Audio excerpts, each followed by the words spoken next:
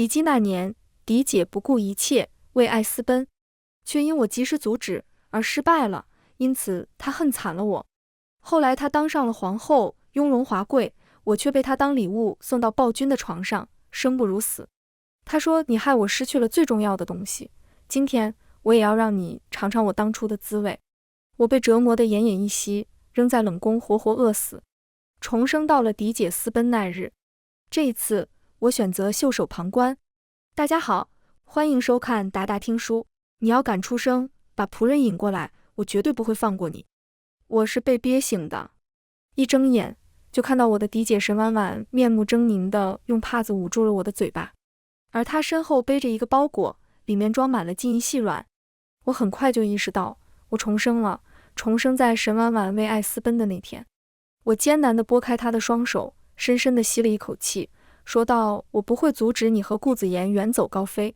沈婉婉怔了怔，狐疑地看着我，真的？你没骗我？我用力地点点头，真的。我可不想落得上一世那凄惨的下场。上一世，沈婉婉对自己的夫子顾子言日久生情，她私下送了许多情诗礼物给嫡姐，嫡姐一个深闺千金，很快就败落在她的甜言蜜语之下。他们两个的恋情遭到了丞相爹爹的极力反对，嫡姐一气之下就收拾了金银细软，准备私奔。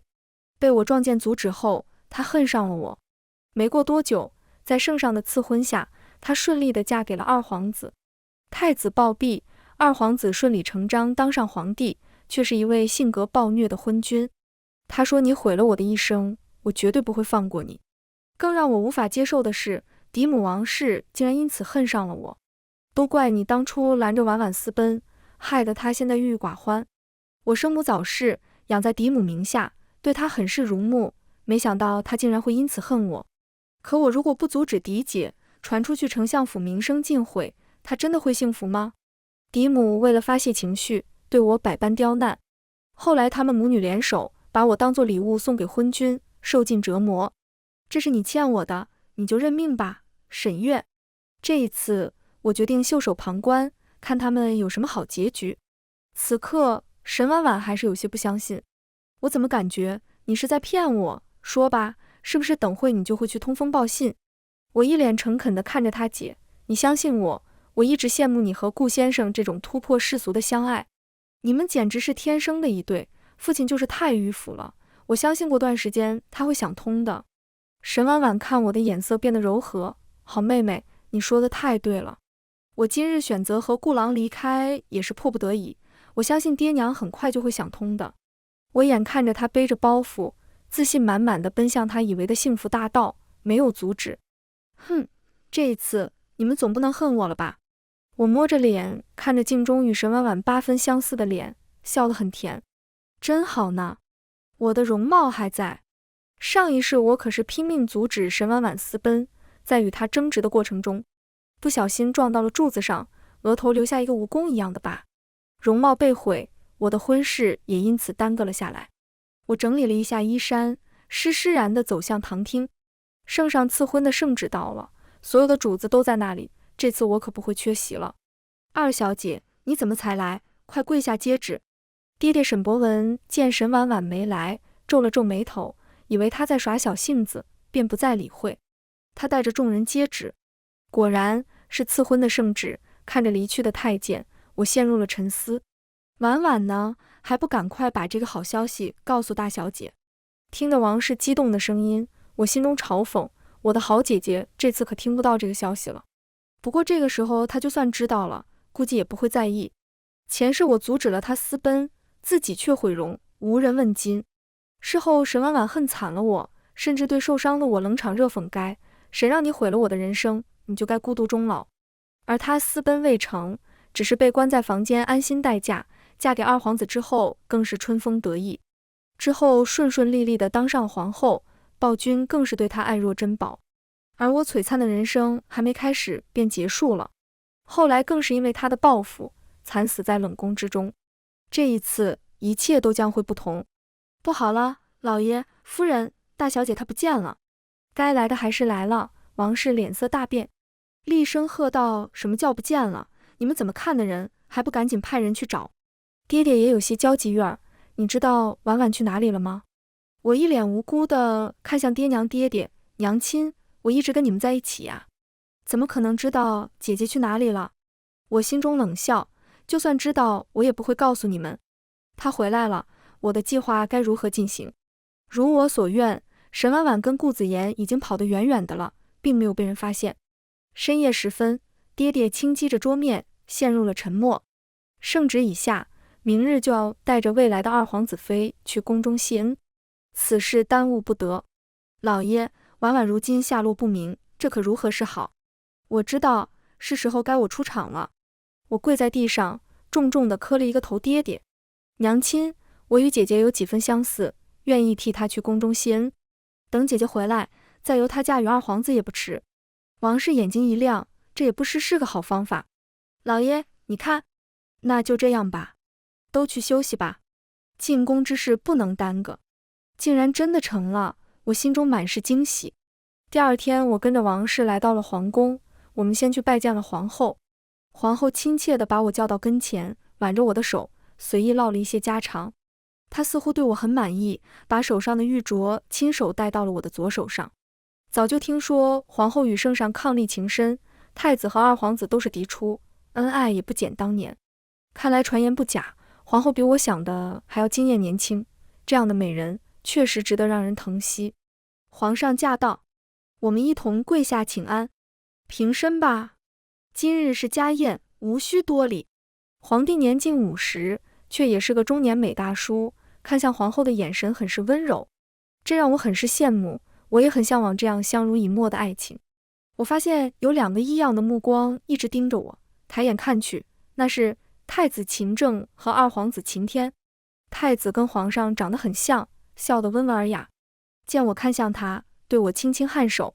二皇子看起来桀骜不驯，不过这通身的高贵气质，岂是顾子言那样的书生能比的？我假装害羞地低下了头。谁能想到，作为储君的太子突然暴毙，由这个吊郎当的二皇子登基呢？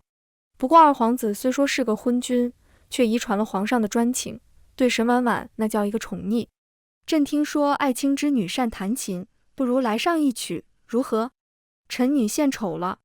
我和沈婉婉是一个琴艺大家教出来的，之前为了照顾她的颜面，我一直藏拙，其实我的琴艺更胜一筹。很快，一曲《高山流水》在我手中倾泻而出，琴声悠扬，所有人都沉浸其中。一曲罢，太子的目光满是赞赏，二皇子目光却变得灼热，满是占有欲。帝后默契地相视一笑，很是满意我的表现。回到家中，还是没有沈婉婉的消息。王氏被气得摔了手上的杯子。废物，一群废物，这么久了，连人都没有找到。爹爹揉了揉眉心，显然很是头疼。你发什么疯？还有没有当家主母的气度了？然后对着仆人说道：这件事不能大张旗鼓，你们暗中继续调查。是的，老爷。王氏潸然泪下，不知想到了什么，他猛地把目光投向我。为什么不是你？要是跟人私奔的是你该多好。我的婉婉那么乖，肯定是被你挑唆的。我的婉婉可是要当皇子妃，是未来的王妃。这一切都是你的阴谋，是不是？看着像疯子一样胡乱攀咬的王氏，我心中好笑，跟我有什么关系？是我让他私奔的吗？上辈子你恨我阻止沈婉婉私奔，变得六亲不认，这一世我什么都不干，却还是被殃及池鱼。不愧是亲母女，一样的自私，就我好欺负是呗？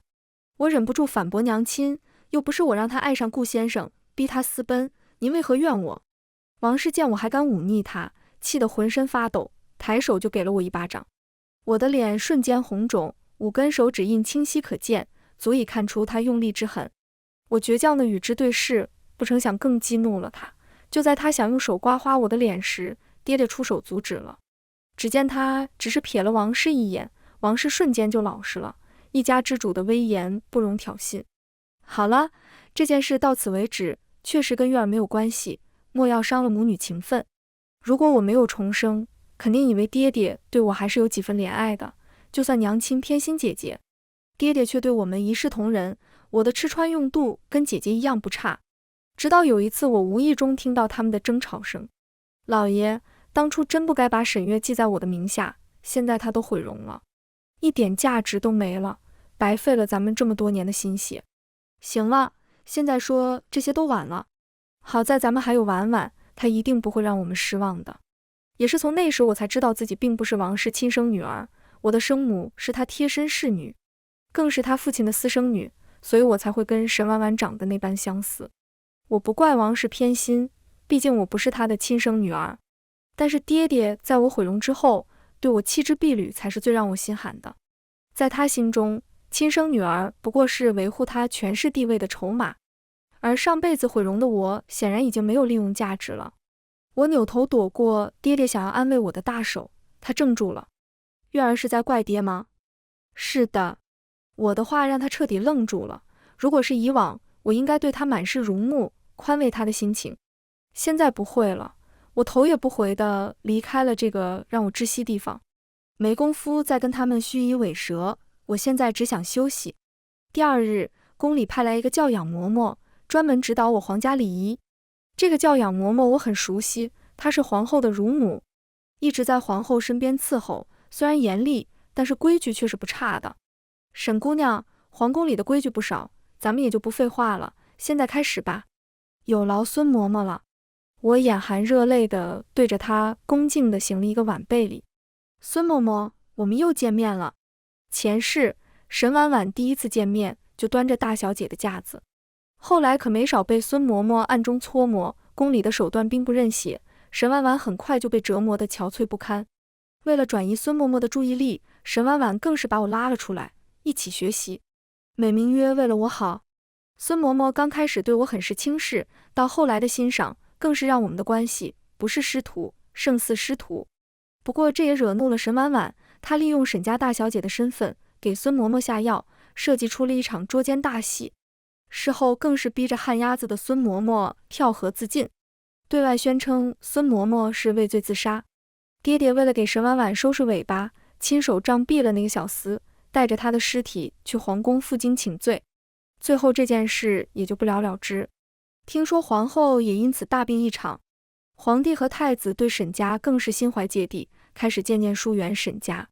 要不是的二皇子痴迷沈婉婉，这桩婚事估计早就黄了。沈小姐，听到孙嬷嬷的呼唤，我从记忆中回过神，有些歉意地对她扶了扶身子。嬷嬷莫怪，小女走神了，不会有下次了。孙嬷嬷也很是奇怪，如果是其他人，她早就心生不满了，不知为何见到这个沈家小姐，却有一种说不出的亲切，因此并未为难她。接下来的教学很是顺利，我毕竟已经学过一次了，为了防止孙嬷嬷看出端倪，更是故意做错一些动作。而孙嬷嬷对我的表现很是满意，没有人不喜欢聪明的学生。小姐，夫人有些头疼，让你过去是急。我很清楚王氏的为人，之前也没听说她生病了，很大可能她在装病找我麻烦。我又不是大夫，去了能给娘治病。现在我可是未来皇子妃，规矩可不能落下，想来母亲会理解的。王氏见我不肯过去，怒火中烧，直接杀到我的院子。沈月，你好大的胆子，连我都请不动你了吗？娘亲，您这可不像生病的样子。王氏被我的软钉子噎了一下，随即开始装病。哎呦，我的心好痛，都是被你气的。娘，之前下人可说的你是头疼。王氏捂着胸口的动作一僵，对着下人怒斥，连话都传错了，要你何用？来人，把他拖出去家法处置。不愧是王氏呀，自己怎么会错？错的都是别人。我看着他拙劣的演技，心中嘲讽。孙嬷嬷看不下去了，开口说道：“沈夫人，宫廷规矩可是身为皇妃的必修课，若是你家小姐连宫廷规矩都学不好，那皇后怪罪下来。”王氏闻言瞪大了双眼，脸上青一阵子一阵，煞是好看。夫人，她可是宫中派来的，不能得罪。王氏的贴身侍女小声提醒。王氏见状只能作罢，带着下人愤愤地离开。多谢孙嬷嬷。孙嬷嬷看向我的神色复杂，老奴只是实话实说罢了。咱们继续吧。我并不担心与王氏撕破脸会影响到我，毕竟家里还是爹爹说了算。我如果一味地迎合王氏，就只有被欺压的份了。对孙嬷嬷，我很是信任，便私底下把我的处境地位都全盘托出。她面上不显，却对我要求更加严格用心。有了孙嬷嬷的贴身指导，我的气质发生了翻天覆地的变化。这次没有了沈婉婉的添乱，我和孙嬷嬷的感情更深。而我在她身上学会了一个新的技能，易容术和口技。估计孙嬷嬷这是把我当亲女儿看待了。时间飞逝，很快1个月就过去了。孙嬷嬷已经倾囊相授，没有什么可以教我的了。离别之际，我笑着对着孙嬷嬷说道：“嬷嬷什么时候出宫？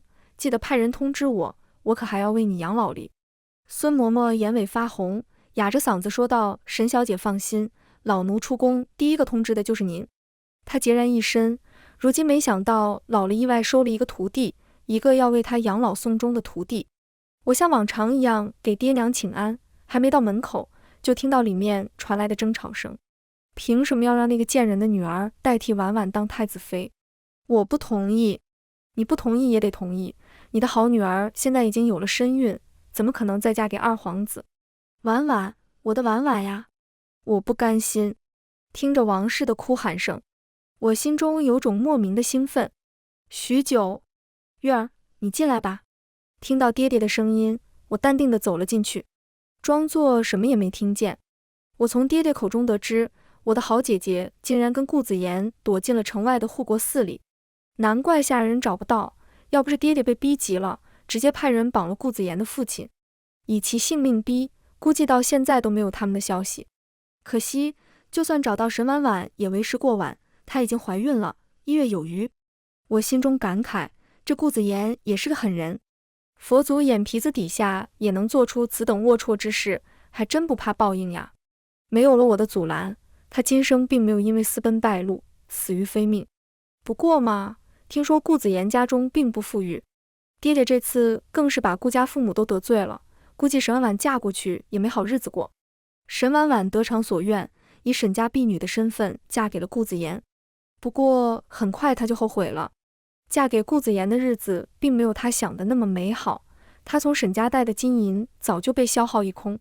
而顾家自从得知她被沈家放弃了之后，态度更是急转直下。变化最大的当属顾子言，动不动就对她非打即骂。贱人，没想到沈家这么快就放弃你了，要不是看在你是丞相千金的份上，我怎么会娶你？顾子言，你个畜生，我可是怀着你的孩子呀！顾子言迟疑地看了看沈婉婉的肚子，算了，这次饶过你，你赶紧去沈府要些银子，不然哪有钱养孩子？沈婉婉有些失魂落魄地来到沈府，很快她就联系到了王氏。娘，女儿错了，你可要帮帮我呀！王氏心疼地看着女儿，两人开始谋划了起来。而我很快就被叫到了王氏的院子。月儿妹妹，姐姐求求你了，把二皇子殿下还给我好吗？我诧异地看着村妇打扮的沈婉婉大姐，何出此言？二皇子可不是物品，说让就让的。沈婉婉求助地看向王氏，王氏扯了扯僵硬的嘴角，挤出一抹笑容，说道：“月儿，你看这样如何？等你和二皇子成亲之后，找个机会和婉婉换回身份如何？”我面露嘲讽，原来打的是这个主意，娘亲别闹，这可不是闹着玩的。且不说能不能成功，就算成功了，大姐这肚子怎么解释？沈婉婉看着自己平坦的小腹，咬了咬牙，我这就去打了这孽种。我面露迟疑，那姐夫哪里怎么办？沈婉婉眼中闪过一丝怨毒，你放心吧，他那里我自有法子摆平。我是哼着小曲离开王氏的院子的，这一群人上赶着作死，我拦都拦不住。没过多久，就传出了顾子言一家人都死于火灾的消息。王氏和沈婉婉还真是心狠手辣，看样子距我离开的时间越来越近了。大婚当日，我十里红妆风风光光地嫁到了二皇子府。婚房里，我财迷地数着手里的银票，乐得嘴都合不拢了。这是我特意向爹爹求来的，足足50万两银票，再加上我这半年暗中陆陆续续转移出去的财产，我手里已经有将近100万两白银了。这笔银子够我富足的过完后半生了。看看天色，二皇子也快回来了。我把迷药抹在自己的嘴唇上，整理好衣衫，静静的等待。很快，二皇子就被簇拥着走了进来。他掀开我的红盖头，眼中闪过一丝惊艳。我们一起喝了交杯酒，吃了生饺子。等众人散去以后，房间就剩下了我们2个人。秦天眼神迷离，明显有些醉了。王妃，我们早些安置吧。我羞涩的点点头，看着他离我越来越近的脸，心脏扑通扑通跳个不停，近了，更近了。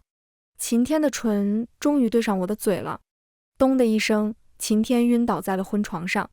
我轻轻拍了拍胸脯，还好，还好，不愧是宫廷秘药，就是好用。我拿出早就准备好的鸡血，倒在床上的白布上，特意把自己弄得衣衫不整。纠结了一下，又把脸颊狠狠地捏了好几下，瞬间我的眼泪都腾出来了。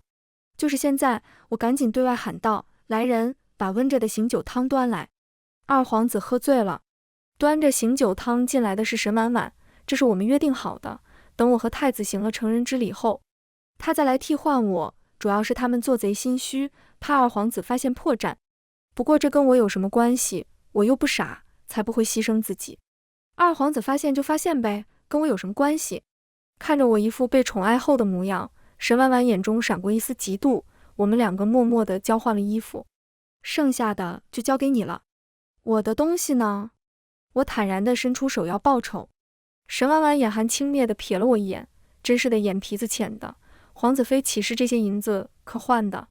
这些话他只会在心里吐槽，并不会对我说出口。只见他掏出10万两银票放在我手中，这是我们早就约定好的，他给我的封口费。确认无误后，我对着沈婉婉送出真挚的祝福：大姐，新婚快乐哟。小妹先行一步。我低头走到一个假山后面，拿起里面早就准备好的衣服就开始换。我并没有去沈婉婉准备好的房间躲着，此时不走，等着被灭口吗？月儿，好了吗？等我再次出来，已经是一身宫女打扮，就连脸也已经变成了另一个人。师傅，好了，你看怎么样？不错，不错，拿着我的宫牌，离开吧，过几日我再去寻你。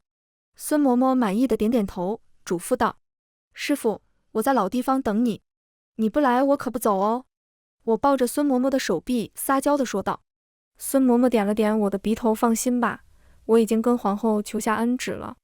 等二皇子大婚后，我随时可以出宫养老。赶紧走吧，离开这个是非之地。我很顺利的离开了皇子府，躲了起来。在我离开不久，二皇子就醒了过来，他看着床上一脸娇羞的沈婉婉，脸色阴沉。本皇子刚才怎么了？沈婉婉脸色一僵，心中咯噔一下，怯怯地说道：“二皇子，您喝醉了，睡了过去。本皇子怎么没有印象？二皇子是怀疑臣妾吗？如今你我夫妻一体，臣妾有何理由谋害二皇子？”沈婉婉跪在地上，声泪俱下。二皇子冷哼一声，转身离开。这事他不会就这么算了，真当他那么好戏弄吗？沈婉婉惊恐地瘫在地上，这和他想的怎么不一样？几日后，京都外的一个庄园里，我和孙嬷嬷一起聊着京城里的八卦。也就是说，二皇子新婚当夜丢下新娘睡书房了。二皇子后来可没少疼爱这个二皇妃呀。听说这几日二皇妃除了脸蛋，身上没一块好地方。我闻言打了一个寒战，小声嘟囔：“二皇子是不是有什么特殊癖好呀？”孙嬷嬷一副你猜对了表情说道：“二皇子从小就暴虐成性，宫里不少太监宫女都遭过他的毒手。原来二皇子本性如此，登基后没有了帝后和太子的约束，他不过是变本加厉的释放天性罢了。”孙夫人，小姐，京城传来消息，丞相病危，四处寻访名医。怎么可能？我震惊地站了起来。前世爹爹身体一直很健康，难道是出了什么变故？毕竟是亲生父亲，我犹豫片刻，还是决定偷偷回去看看。你可要想清楚了，京城现在可是好进不好出了。孙嬷嬷面露忧色。嬷嬷放心，我这次只是去看看，万一爹爹真的出了意外，我也想见他最后一面，以全了我们父女之间的情谊。我乔装打扮了一番，装作游医去丞相府看病。刚进丞相府不久，身旁的小厮突然袭击打晕了我。晕过去之前，我脑中只有一个念头：中计了。我是被一盆冷水泼醒的。二妹妹，好久不见。沈婉婉笑得很是得意。我看着沉默不语的爹爹，突然问道：“爹爹是装病吗？”看来是女儿自作多情了。沈博文神色复杂地看着我：“月儿，爹爹也是没有办法。”二皇子发现了换亲的真相，如果我不配合把你交给他，咱们丞相府就完了。所以你们决定牺牲我是吗？不管前世今生，我都是被抛弃的那个，难道重来一世，我还是摆脱不了被送给二皇子的命运吗？我好不甘。好了，二皇子还等着我的回信呢，二妹就劳烦爹爹派人送到二皇子府了。沈婉婉有些不耐烦了，开口催促。我眼含泪光地看着爹爹，希望唤起他的一丝父爱，可他只是歉意地看了我一眼，便吩咐仆人把我塞到马车里。哈哈，不是早就知道他们的无情了吗？不怕，沈月，你可以的。冷静下来的我开始思考如何摆脱现在的困境。上一世，我曾无意间得知二皇子的皇位是杀兄弑父，再加上我父亲暗中联系敌国，以10座城池为代价，强力镇压得来的。以如今这形势来看，爹爹估计已经和二皇子开始了他们的计划。本来念着父女之情，而且此事一旦揭发，作为沈家女的我也会被牵连，所以我一直犹豫不决。现在我已经顾不得其他了，该怎么把这个消息透露给圣上呢？马车行驶在大街上，风吹过马车的帘子，我无意间看到太子的身影。来不及思索，我的身体猛地撞向仆人，整个人滚下马车。大胆，何人竟敢惊扰太子殿下？呜呜！我不顾身体上的疼痛，冲着太子拼命挣扎。太子见到我很是惊诧，他吩咐仆人把堵在我嘴里的棉布拿了出来。太子殿下，臣女有要事禀明陛下。事关陛下的身家性命，不敢妄言。秦正臣片刻，突然开口：“这是皇帝的马车吧？”我直视太子的双眼，太子殿下救臣女一次，臣女有重要情报。朝中有人通敌卖国，而且臣女有证据，如臣女妄言，任你处置。太子这次彻底动容了，本来为了一个女人，他并不想得罪二弟，但现在我丢出的筹码他无法拒绝。太子带着我来到御书房，皇帝脸色阴沉地看着我：“你说的可是真的？”陛下，如有一句妄言，任凭处置。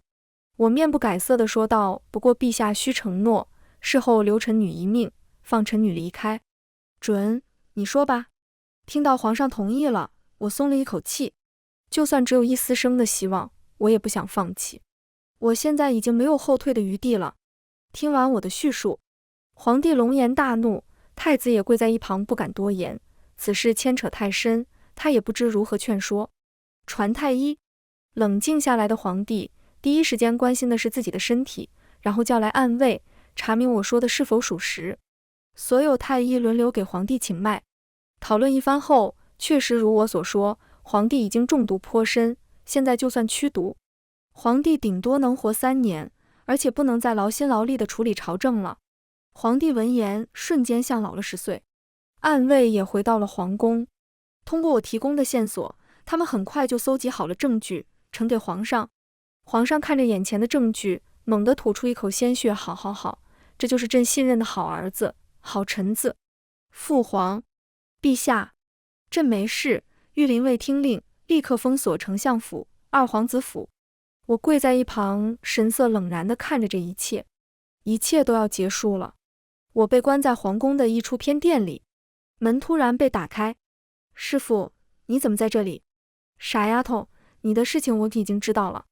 孙嬷嬷拿出一张画像，还有一堆易容的工具递给我。快点，时间来不及了，易容成这个样子，赶紧逃出去，逃得越远越好。那你怎么办？放心吧，皇后向来仁慈，我又是她的乳娘，不会迁怒于我的。